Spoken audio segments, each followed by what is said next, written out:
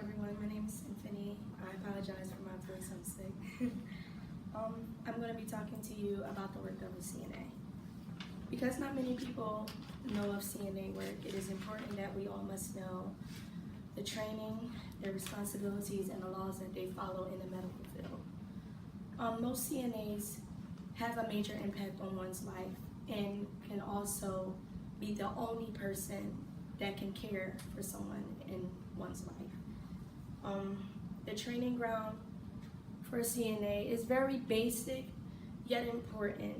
We learn a lot about how to properly treat residents, how to care for them, how to limit our actions with them, how to make sure we know what we're doing as a part of their care plan with the doctors and the nurses. We work side by side with registered nurses, licensed practical nurses, and pretty much the doctors. We have to be on point with everything that they ask. We have to know what we're talking about. We have to understand the effect that we can have on a resident or a patient. One of the training things that we learn a lot in being CNAs is vital signs, CPR, how to deal with blood pressure, how to correctly change a colostomy bag, how to measure a specimen, how to convert what we see into the language of the registered nurse and so that they can go back and tell the doctor so that we know what else to do. Our training is very, very brutal and very important because also in training we learn how to lift. Sometimes patients can be up to 350 pounds. We can have 20 patients and sometimes we can be by ourselves. The patient is unable to stand, however, we're all their weight. Some of it can be dead weight because they can be paralyzed. We have to learn properly how to bend our knees, how to fold our back, how to grant them support if they were to ever lose balance so that neither I or them could get harmed. Training can be learned in 4 to 12 weeks. It doesn't take long. You can either do it through a CNA nursing program or you can do it through a real technical school.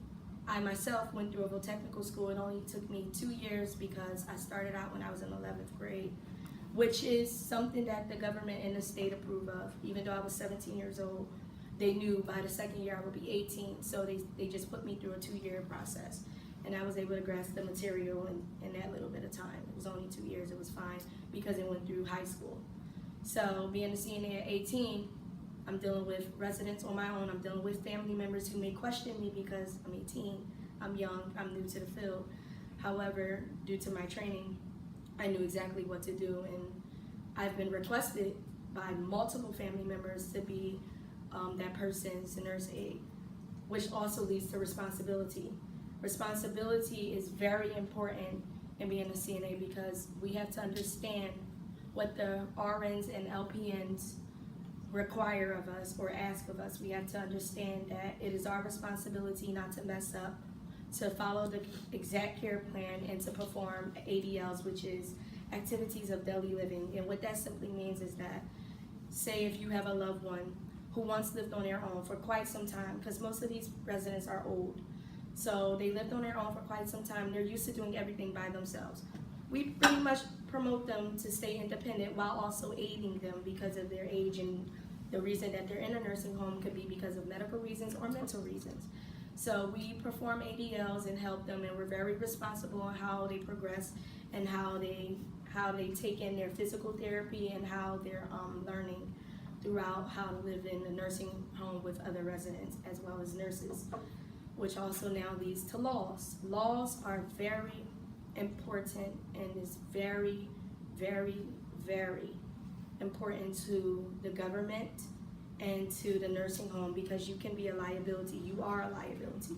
Everything that you do is recorded, is watched, whether if you know it or not. The laws are simply important because it protects the resident and the nursing home from getting sued or in a lawsuit or any other thing that can cause the nursing home to get shut down completely. Some of these laws, the major law is HIPAA, and for some that don't know of HIPAA protects the confidentiality of the resident and of the nursing home or maybe even hospital. As a part of HIPAA, it is our duty to never disclose any personal medical or any medical information to anyone outside of the person who placed their parent or family member in the hospital or the nursing home. They have to literally sign a contract. We have to sign it off that we are never to disclose. It could be that family member's mother, it can be their aunt, or maybe their sister or brother. It does not matter. If I was to put my mother in a nursing home, everything comes directly to me, not her sister, not her brother, not her cousins, no one, because it is very important that they can be trusted. And what we get sometimes can be very beneficial. Some people and family members can use that as an advantage. So today, my question to you is being a CNA something beneficial, or is it just something common? Good.